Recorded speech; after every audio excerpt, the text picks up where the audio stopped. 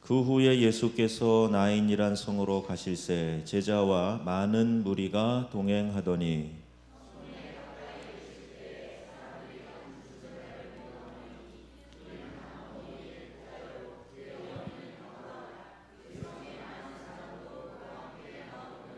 주께서 과부를 보시고 불쌍히 여기사 울지 말라 하시고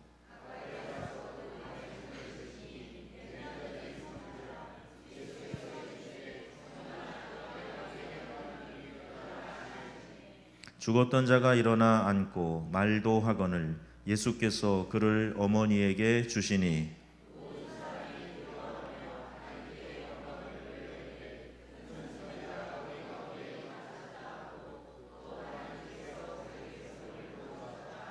함께합니다. 예수께 대한 이 소문이 온 유대와 사방에 두루 퍼지니라. 아멘. 우리 작정의 밤 3일간 치유와 회복에 대해서 설교합니다. 그제는 영혼의 치유, 어제는 우리 육신의 치유, 오늘은 생명의 회복입니다. 자, 여러분 한번 또 이렇게 해야죠. 우리 오늘 영성훈련 주제 그러면 조금 헷갈리게 한 것 같은데 성경의 말씀이 내 삶에 그게 우리 주제죠. 네, 우리 한번 또 조금 바꿔서 이 발음 편하라고 말씀의 기적이 내 안에 이렇게 좀 다르게도 했어요. 자, 머리가 이제 막 돌아가면 됩니다. 치매 안 걸리려면 잘 따라서 하면 됩니다. 자, 제가 이제 주제 외치면 여러분이 이 두 번을 반복하는 겁니다. 성경의 기적이 내 삶에, 말씀의 기적이 내 안에, 그렇게 하는 거예요. 손을 모았다가 성경을 펴듯이 성경의 기적이 내 안에 이렇게 하는 거죠. 자, 처음부터 말씀의 기적이 내 삶에부터. 자, 2017년 명성 가을 영성 훈련 주제 성경의 기적이 내 삶에, 말씀의 기적이 내 안에. 할렐루야. 자, 이제 새벽때에도 할 거예요. 새벽에도 이 두 가지를 헷갈리지 않도록 여러분 잘 외우셔서 새벽까지 계속 하겠습니다. 자, 여러분 오늘 세 번째 날인데 참 많이 오셨어요. 여러분 자신을 좀 이렇게 안아주는 마음으로 아무개야 부르고 참 잘했다. 오늘까지 3일 다 나오신 분들 많으시죠? 아무개야 너 참 잘했다. 자, 이제 시작. 형준 목사야 너 참 잘했다. 감동이 좀 오십니까? 쑥스러우셔서요? 다시 한번 시작. 아무개 권사야 너 참 잘했다. 정말 잘하셨습니다. 그럼 하나님 보시기에도 정말 귀하고 아름다운 분인 줄로 믿습니다. 우리 한국 노인정에서 유행한 말인데요, 60대의 저승사자가 오면 내 인생 이제 시작이라고 말해라. 70에 찾아오면 놀러 다니느라고 바쁘다고 말해라. 80에 찾아오면 아직 팔팔하다고 말해라. 90에 찾아오면 아직 쓸만하다고. 100세에 찾아오면 내가 좋은 날 받아서 갈 테니 염려하지 말라고 말해라. 왜 이렇게 얼굴이 굳으셨어요? 100세도 가기 싫으신 거죠. 평균 수명이 늘어나고 이 노익장을 과시하지만 그래도 사람은 죽습니다. 한 번 죽는 것이 사람에게 우리 하나님께서 정해 놓으신 원리이기 때문에 한 번 이 땅을 떠나게 됩니다. 이제까지 그랬고 그 누구도 이 죽음을 비켜갈 수 있는 사람은 없습니다.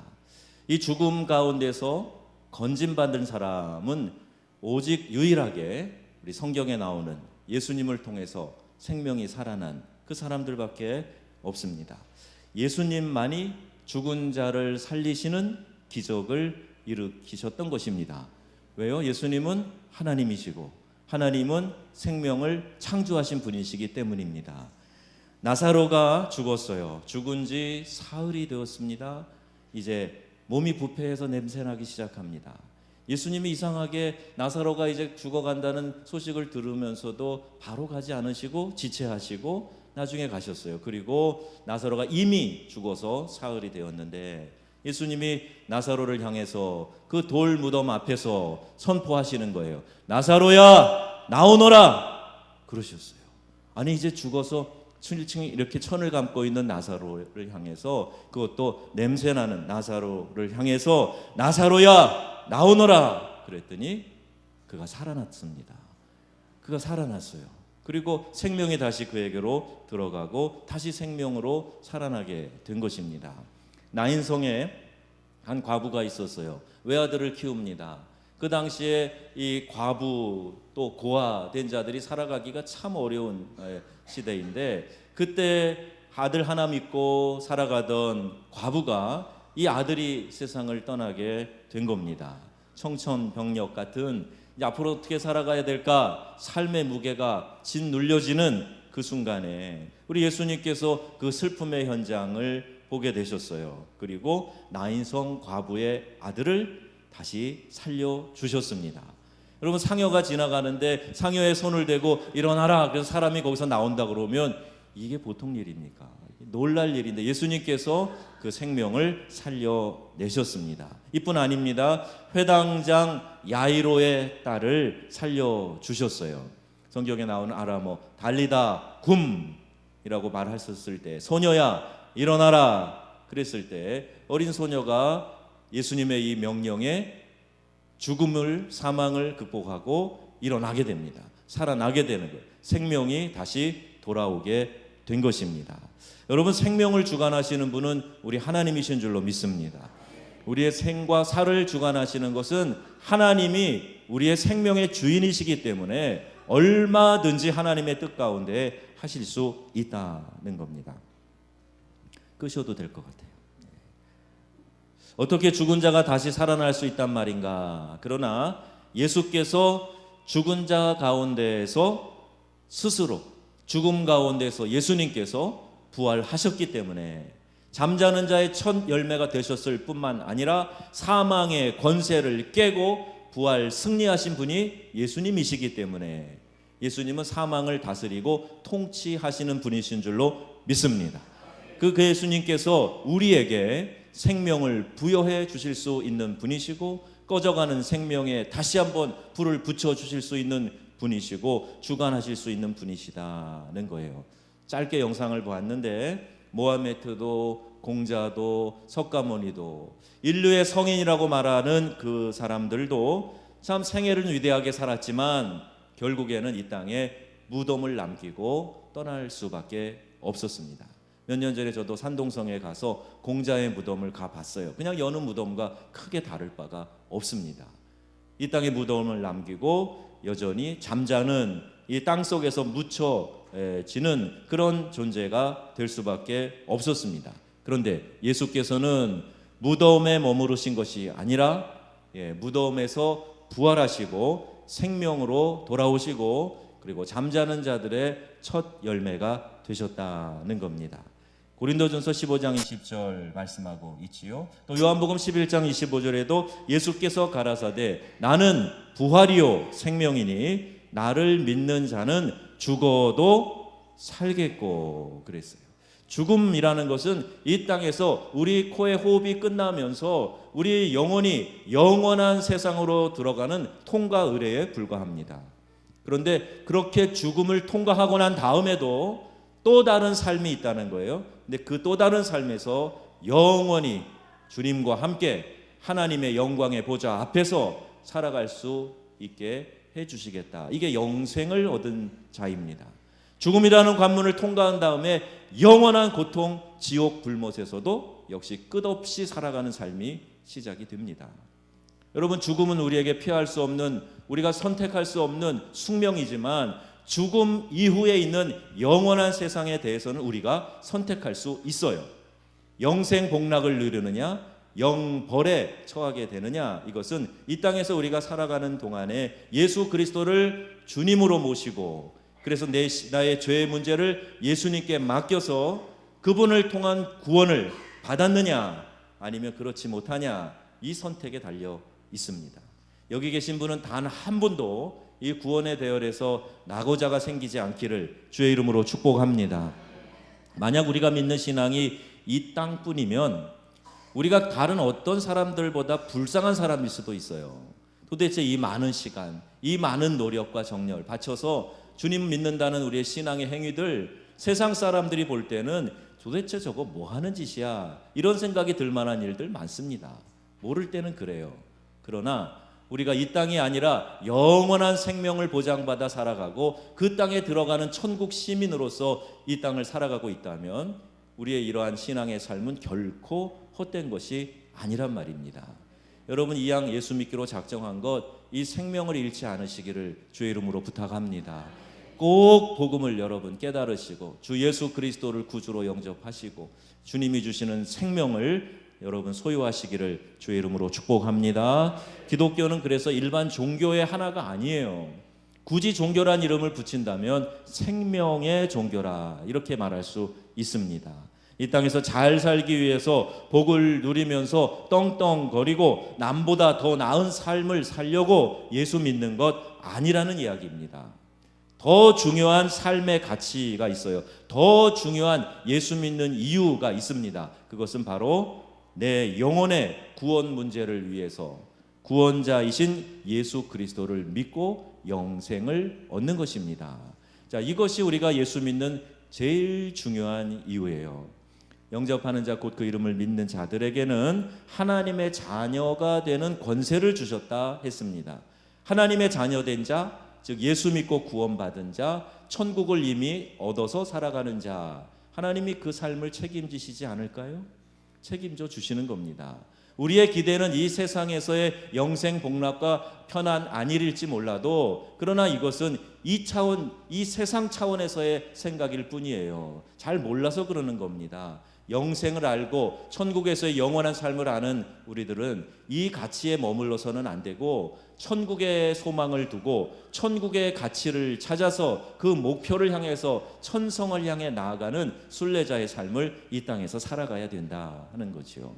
하나님의 은혜가 있어지기를 바랍니다. 그래서 이 땅에 순례자로 살아갈 때 어려운 일 만날 수도 있어요. 내 형편이 녹록지 않을 수도 있어요. 실패, 아픔 경험할 수 있어요. 그러나 우리는 우리가 나아가는 그 목표에 있어서 한치도 이탈됨 없이 흔들림 없이 그 목표를 향해서 나아갈 뿐입니다. 그리고 그 순간의 마지막 날에 우리 주님이 우리를 부르시는 그때에 우리는 영원한 영광의 자리에 서게 될 것이다. 이것이 예수 믿는 우리의 소망입니다. 과거에는요, 이 젊은이들에게 있어서 죽음, 이건 그렇게 자주 생각하는 문제 아니었어요. 그런데 요새 젊은이들, 청소년, 아이들도 이 문제가 참 심각합니다. 아이들이 많이 약해졌어요. 그래서 우리 청소년 아이들이 스스로 목숨을 끊는 일들이 자주 일어납니다. 환경이 옛날보다 못해서 그런가? 그렇지 않아요. 여러분, 제가 자랄 때만 해도 그랬고요. 또 여기 더 어르신들은 얼마나 어려운 시절을 겪으셨는지 아시잖아요. 그때 먹을 거 입을 거 없고 고통스럽고 춥고 배고프고 그런 시절을 보낼 때에도 강인함이 있었어요. 먹을 거 먹기 위해서 살아가는 삶의 투지가 있었습니다. 그런데 이제는 넉넉한 것들이 많아지고 편한 것들이 많아지고 그랬는데 우리의 영성은 더 약해지고 나약해지고, 그래서 우리 이런 비극을 경험하는 젊은이들이 많이 있다는 겁니다. 우리 자녀들은 절대 그렇지 않아. 이건 분명히 특별한 가정의 아이들 이야기일 거야. 그렇지 않습니다. 나도 모르는 사이에 문제 없다고 생각하던 사이에 내 자식 일은 아닐 거라고 확신하고 있는 그때에 끔찍스러운 비보를 들을 수도 있다는 거예요. 그런 일이 왕왕 일어나기 때문이에요. 왜 스스로 목숨을 끊습니까? 생명의 가치가 어떤 것인지 깨닫지 못하기 때문이에요. 우리가 예수 믿고 구원받고 우리의 영혼에 대한 소망을 갖고 그런다면요, 우리는 생명에 대한 가치를 알게 됩니다. 그리고 그것을 깨닫게 되는 순간 우리는 이 땅에서 그 어떤 상황을 만나도 가볍게 이 생명을 취급하지 않을 거예요. 뜨거운 젊음을 바쳐 에너지를 쏟아야 할 그 어떤 것인지 몰라서 공허한 삶을 살아가는 거죠. 허무에 빠져 있기 일쑤입니다. 재벌가의 자녀들이 엉뚱한 짓 하고 약물 복용하고 그러는 이유가 뭘까요? 뭐가 아쉬워서일까요? 부족해서일까요? 아닐 겁니다. 공허예요. 사단이 넣어주는 그 공허를, 그것을 이겨낼 만한 무엇인가가 없는 겁니다.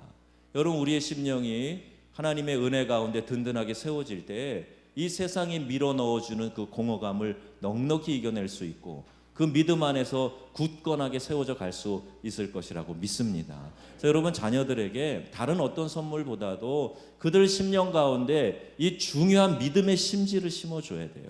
믿음의 뿌리가 내려갈 수 있도록 해주셔야 됩니다. 그래야 그 아이들이 이 허무한 세상을 살아가는 동안 복음으로 말미암은 소망, 내가 이 땅을 살아가야 되는 이유, 그 사명에 사로잡혀서 불꽃같이 살아갈 수 있게 된다는 것이죠.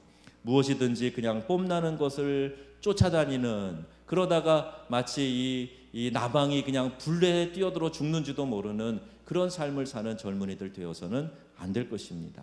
아이들이 자신의 핸드폰에 갇혀 있어요. 사이버 공간에 갇혀 있어요. 사람 사이에서 이렇게 맞부딪히면서 서로 부닥끼면서 배워야 될 사회성이 없는 걸 너무 많이 보게 됩니다. 참 가슴 아픈 일이에요. 하나님께서 우리에게 주신 우리의 인성, 이것이 서로 맞물려 돌아가면서 서로 배우게 되고 사랑을 느끼게 되고 사랑하게 되고 그래야 되는데, 이렇게 사람들과 부딪히는 것조차 거북스러워하고 싫어하고 부담스러워합니다. 정작 우리 아이들은 사람으로부터 관심과 사랑을 받고 싶어 하면서도 스스로 그 관심에 대열해서 이탈해 가고 있는 것을 보게 됩니다. 부모는 아이들과 함께 있어 줌으로, 또 아이들에게 애정을 표현하는 방법으로, 아이들에게 신앙의 모범을 보이는 방법으로 그들을 영적으로 강건하게 키워낼 수 있는 것입니다. 오늘 본문에 보니까 12절에 불쌍히 여기셨다 그랬어요. 독자요 죽은 자의 어머니는 과부라. 13절 주께서 과부를 보시고 불쌍히 여기사 울지 말라 하시고, 이렇게 기록되어져 있습니다. 우리 주님의 사랑은 어려운 처지에 있는 사람들의 마음을 돌보십니다. 연민의 마음으로 함께 슬퍼하시고 어려운 처지에 대하여서 민망히 여기신다. 우리 주님은 이런 인성을 가지고 이 땅에 살아가셨어요. 우리가 어떤 어려운 처지를 경험하게 될 때 주님은 외면하시는 분이 아니시라, 또 거기에 대해서 관심과 사랑을 가지시고 긍휼히 여겨주시는 좋으신 분, 좋으신 우리 아버지이시라는 겁니다. 하나님께서 목사에게 이런 마음을 주시는 마음도 이런 마음인 것 같아요. 어려움을 겪고 있는 성도들을 위해서 기도할 때, 또 그들의 마음이 느껴져서 기도하면서 흐느끼게 되고, 제가 말씀드렸잖아요. 목회만 하면 눈물이 많아져요. 눈물 흘린다고 비웃지 마소서 제가 말씀드렸잖아요. 하나님이 주신 마음이에요. 긍휼의 마음이에요. 이렇게 마음이 연동되는 것 같이 느껴져요. 그래서 어떤 사람이 어려운 처지가 내게 느껴지기 때문에 이것이 감정으로 표현되게 되는 거예요. 무언가 모를 마음의 중압감을 가질 수도 있어요. 어려운 문제 경험하는 분들 같이 상담하고 기도해 줄 때 제 마음도 많이 무거워지는 거 느끼게 되고, 성도가 잘 되고 기쁠 때는 함께 기뻐하는 거, 이게 목회자의 마음입니다. 그래서 여러분 기뻐한 일 있으시면 혼자만 알지 마시고 저한테도 연락하세요. 밥 사달라고 안 할 테니까 연락하셔서 얘기해 주시면 저도 참 좋아요. 제가 전에 프랑스에서도 기도 열심히 하는 가운데 한 형제가 꿈꾸고 가서 입상했다 그랬을 때 제가 큰 쇼핑몰에서 뭐 필요한 물건을 사고 있다, 이야! 했어요. 할렐루야! 사람들이 다 쳐다보고 난리가 났어요. 그런 마음을 누가 주시는 걸까요? 우리 하나님이 주시는 거예요. 하나님이 그 사랑의 마음이 목회하는 가운데 성도들과 함께 이렇게 교제가 되고 교통이 되고 함께 레포라 그러죠. 하나의 마음이 되어져 가지고 공감할 수 있는 이 마음을 주시는 거예요. 오늘날 다시 이 무교회주의자, 또 사이버 교회, 이런 것들이 문제로 대두되고 있습니다. 그러나 여러분, 양이 아플 때 함께 아픔을 나누고 같이 마음의 짐과 고통을 나누는 일들, 이런 것이 TV나 인터넷에서 설교하는 설교 목사, 설교를 듣는 그분들이 해줄 수 있는 것인가? 감상하는 단계에 머물러 있을 수는 있지만 영적인 유익을 얻을 때 과연 나하고 직결되는 그런 부분들이 있을 수 있겠는가? 조금 부족한 부분들이 많이 느껴질 수가 있지요. 또 무교회주의자들이 아플 때 이분들 교회 필요 없다고 그러는 그런 무교회주의자들 아닙니까? 그런데 자기가 아플 때, 슬픔 당할 때 무교회주의자들은 누가 신방 갑니까? 나 참 궁금해요. 뭐 무형의 교회만 중요하게 생각하고 그래 같이 모이지 않는 무교회주의자들은 자기가 참 누군가로부터 이렇게 따뜻한 사랑을 경험해야 될 때 그때 뭐 누가 신방을 가서 누가 그 사랑을 나눠주겠어요? 교회는 그런 곳이 아닙니다. 예수 그리스도를 머리로 하는 우리 성도들이 함께 모여서 서로 부닥이면서 때로는 좀 어려운 일이 생길 수도 있어요. 사람들 모인 곳이고 아직 우리는 공사 중이잖아요. 완성되지 않았잖아요. 그러나 이 공동체를 통해서 하나님이 역사하시고 우리의 부족함을 가지고 하나님을 찬양할 때 이 모습 이대로 하나님이 받으시고 기뻐하신다는 말입니다. 그러니까 이런 무교회주의자들 얘기 이런 거에 여러분 현혹돼서는 안 돼요. 부족하지만 함께 모여서 예배합니다. 그리고 우리 공동체에 주시는 그 말씀을 우리가 함께 받습니다. 그리고 아멘하고 그 말씀 가지고 힘있게 세상 가운데 살아가고 지치고 힘든 사람들 오면 서로 보듬어주고 손잡아주고 이끌어주고 그리고 같이 기도해주고 사랑으로 동행하는 것, 이것이 교회 공동체 아닙니까? 우리 명성교회는 이와 같은 귀한 역사가 본보기 되는 교회가 되기를 주의 이름으로 축원합니다. 참여하고 돌봄의 관계로 나아갈 수 있어야 돼요. 그래서 목자는 양을 알고 양은 목자의 음성을 안다 그랬는데, 이러한 관계가 설정되지 않고 돌봄을 받고 있다라고 느낄 수 없는 거예요. 그래서 더 친밀한 관계로 나아갈 수 있도록 내가 애쓰고 노력하고 또 함께 한 걸음 더 나아가고 그래야 됩니다. 나는 적당히 거리를 두고 그냥 예배만 살짝 드리고 갈 테니 신경 쓰지 말아주세요. 이런 성도들이 요새 여기 말고 저 동네에는 많이 늘어나고 있다 그래요. 좋은 거 아닙니다. 절대 좋지 않아요. 내가 건강하게 세워지려면 그러면 안 됩니다. 더 가까이 다가와 주세요. 그리고 나와 함께 교통해 주세요. 내가 부족할 때는 좀 일깨워 주시고 손 붙잡고 일으켜도 주시고 함께 천성을 가는 길에 동행해 주세요. 이런 마음을 가지셔야 되는 겁니다. 당장 신방이 쇄도할 것 같은 느낌이 들긴 하는데 이렇게 해야 돼요. 그래서 때로는 이야기해 주시고 마음을 열고 소통할 수 있고 그리고 기도해 달라고 하고 이런 부분이 있어야 합니다. 참여하고 돌봄의 관계, 이게 참 중요한 거예요. 또 우리 목자장 되신 예수께서 우리를 외면하지 않으신다 하는 것을 우리가 오늘 말씀을 통해서도 보지 않습니까? 주님의 마음을 본받는 자가 누구인가? 긍휼히 여기는 마음을 가진 자입니다. 우리 교인들이 함께 긍휼, 컴패션이라고 했죠. 고통을 함께 나누는 마음, 이 마음을 갖게 될 때 그리스도의 사랑이 우리 안에서 느껴지게 된다는 거지요. 우리 주님은 그런 마음을 가지셨어요. 그리고 다가가십니다. 그리고 청년아 일어나라 선포하셨어요. 14절에 우리 주님은 살리시는 주님이세요. 모든 마른 것들을 회복시켜 주시고 굽어진 것, 끊어진 것을 바르게 하시고 낙심을 용기로, 절망을 희망으로 바꾸어 주시는 분이 좋으신 우리 주 예수 그리스도이십니다. 예수님은 우리에게 다가오셔서 아무개야 일어나라 말씀해 주시는 거예요. 잠자는 영혼, 죽은 영혼 흔들어 깨워 주시면서 아무개야 일어나라 이렇게 말씀해 주시는 거예요. 긍휼의 마음을 가지고. 에스겔 37장에 보면 이 에스겔이 본 환상이 나오죠. 골짜기에 마른 뼈가 가득합니다. 인자야, 이 뼈들이 능히 살아날 수 있겠느냐? 물어보세요. 선지자에게 물어봅니다. 주께서 아시나이다. 이 이야기 뭐죠? 주님께서 하실 수 있나이다. 그런 뜻이지요. 에스겔 37장 5절에 내가 생기를 넣으리니 너희가 살아나리라. 또 내가 여호와인 줄 너희가 알리라. 하나님이 우리를 만드시고요, 우리에게 생기를 불어 넣어 주셨거든요. 이 생기를 하나님의 영, 루아카라고 하는데 하나님의 영이 우리 안에 들어와서 우리가 만들어졌거든요. 이 생기는 생명을 일으키는 기운이거든요. 그래서 그 선포에 이어서 힘줄을 두고 살을 입히고 가죽으로 덮이고 생기를 넣으니까 이제 살아나게 된 것입니다. 그리고 과연 여호와 하나님이시구나, 창조주이시구나, 이렇게 깨닫고 고백할 수 있게 되었다 하는 것입니다. 자, 여러분, 우리도 이 순간에 하나님의 영이 우리 가운데 생기를 넣어 주실 때, 또 이것을 수풀, 불어넣는 하나님의 바람이라고도 이야기해요. 하나님의 영이 우리 가운데 이 생명의 바람을 넣어 주실 때 우리 안에 새로운 역사가, 다시 살아나는 역사가 일어날 줄로 믿습니다. 여러분 안에 이 성령의 생기가 오늘 가득하게 되기를 주의 이름으로 축원합니다. 옆에 있는 분 보고 그렇게 인사하세요. 오늘 생기 있어 보이시네요. 좀 달라 보이시네요. 야, 그새 영향 받으셨나 봅니다.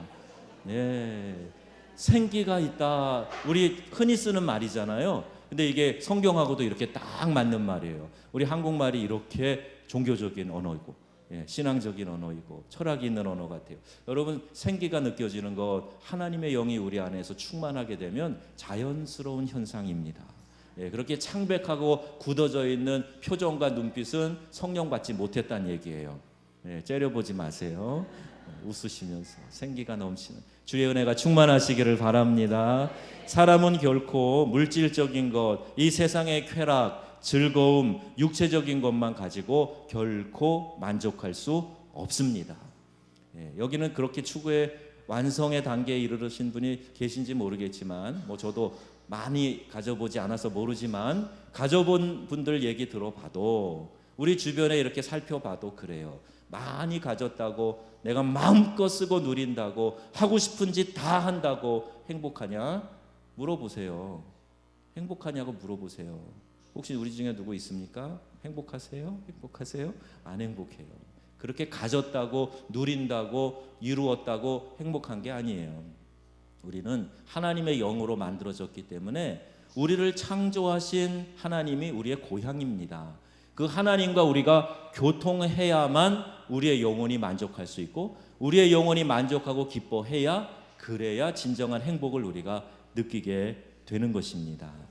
이것을 어떤 분은 부메랑의 원리로도 설명을 해요. 뉴질랜드 원주민이 사용하는 사냥 무기, 이렇게 꺾어진 기역자처럼 꺾어진 이거 있잖아요. 이게 부메랑. 던지면 막 날아가서 또 다시 돌아오는 거잖아요. 사냥 무기. 이 부메랑의 원리라고 이런 설명을 붙여서 또 설명을 하기도 하지 않습니까? 던진 곳으로, 원점으로 다시 돌아오는 거예요. 우리는 하나님으로부터 출발했기 때문에 하나님 품 안으로 돌아오기 전까지는 만족이 없습니다. 쉼이 없습니다. 그래서 주님의 품 안에 돌아와야 거기서 참된 안식이 일어나는 거예요. 예배가 그런 겁니다. 예배가 지금 주님의 품 안으로 들어와서 그분 안에서 안식하는 거, 이게 예배예요. 예배는 여러분 마음 편안하게, 여러분 하나님께 모든 것, 우리의 모든 무장을 해제해 놓고 편안한 마음으로 하나님께 모든 것을 드러내는 그 시간입니다. 그래서 하나님이 여러분에게 안식을 주시고, 힘을 주시고, 새롭게 해주시고, 더러운 것 닦아주시고, 다시 한번 일어설 수 있도록 용기를 주시고, 이게 예배 가운데 다 일어나는 거예요. 그래서 예배를 여러분 사모하셔야 됩니다. 예배를 통해서 이런 회복과 치유가 계속해서 일어나게 되기를 바랍니다. 우리의 영적인 만족은 뭐를 통해서만? 하나님과의 교제를 통해서만 가능하게 된다. 우리 하나님을 예배하는 가운데 모든 교제의 요소들이 다 들어있어요. 말씀을 우리에게 주시고, 기도를 주님께 올려드리고, 찬양하면서 주님과 만나고, 우리 주님과 손잡고 쎄쎄쎄 하는 게 찬양 올려드리는 시간이란 말이에요. 그러니까 한 소절을 불러도 그렇게 티미하게 하시지 마시고 그냥 입을 크게 벌리셔가지고 큰 소리로 그렇게 찬양하는 거예요. 우리 성경을 한 소절, 한 구절을 읽어도 하나님이 나에게 주시는 말씀인데, 이거를 내가 막 일어서서 읽어도 황송한데, 이 말씀은 그냥 어떻게 이렇게 가재미노 이렇게 보면서 그냥 읽었다 말았다 어떻게 그렇게 할 수가 있어요? 하나님의 말씀을 또박 읽으면서 오늘 내게 주시는 생명의 양식입니다, 이런 마음으로 말씀을 받고, 그 받은 말씀을 가지고 지켜 행하기 위해서 최선을 다하는 삶, 이것이 거룩한 성도의 삶인 줄로 믿습니다. 오늘 주님의 우리 삶에 일어나라고 말씀하시는 영역이 있으실 거예요. 어떤 분들은 상처 때문에 주저앉아 있는 분도 있을 수 있어요. 어떤 분들은 관계의 불편함 때문에 누구만 쳐다보면 그냥 맥이 팍 풀려버리고, 저 사람 없었으면 좋겠는데, 우리 예배, 우리 교회는 왜 2부 예배밖에 없는 거야? 한 4부 예배 있으면 싹싹 피해갈 수 있을 텐데. 그런 생각하시는 분, 그럼 사람 만나면 편하지 않잖아요. 그러면 편하지 않은 상황 가운데서 어떻게 내 영혼이 편안하게 안식할 수가 있겠어요? 이런 모든 불안한 것들, 우리의 삶 속에서 움츠리고 있는 그런 영역들, 또 경제적인 문제 때문에 힘든 분들도 있을 거고요. 나에게 정말 큰 상처를 준 사람 때문에, 그 미움 때문에 고통스러운 분도 계실 거예요. 그 모든 현장에서 우리 주님이 말씀하시는 거예요. 뭐라고? 일어나라, 일어나라. 하나님이 다시 한번 우리에게 생기를 불어넣어 주시면서 다시 한번 생명으로 소생하도록 우리에게 말씀하시는 거예요. 일어나라, 주저앉아 있지 말고 일어나라. 그리고 그 생명은 하나님이 불어넣어 주시는 겁니다. 여러분, 우리가 육체적으로는 살아있으나 영적으로는 깊은 잠에 들어있는 사람이 있을 수 있습니다. 성경에는 죽은 자를 향해서도 우리 주님이 잠잔다 그러셨어요. 그리고 달리다 굼 일어나라 말씀하셨어요. 우리 주님께서 나사로야 나오너라 말씀하셨어요. 그 캄캄하고 차갑고 냄새나는 그 무덤 속에 있지 말고 나사로야 생명에 들어가서 살아서 나오너라 말씀하셨어요. 오늘 우리를 향해서도 주님 말씀하십니다. 내가 생기를 불어넣으니 아무개야, 너 아무개야. 그 자리에서 고통받으면서 주저앉아서 울고 있지 말고 너 아무개야, 그곳에서 나오너라 말씀하시고 일어나라 말씀하고 계시는 거예요. 여러분, 오늘 주님의 이 음성이 들려질 수 있기를 바랍니다. 생명을 살리시는 주님이 오늘 나에게 이 음성 들려주실 때, 주님 제가 일어나겠습니다. 주님 제가 다시 이 부분에서 회복하겠습니다. 하나님 내게 생명을 주시는데 그보다 더 귀한 것이 어디 있겠습니까? 주님 제가 다시 일어나겠습니다. 오늘 내 영혼을 고치시는 주님, 내 육체를 고치시는 주님, 내게 다시 생명을 불어넣어 주시는 주님, 주의 이름을 찬양합니다. 우리 함께 기도하시고 이 은혜가 여러분에게 충만하시기를 주의 이름으로 축원합니다.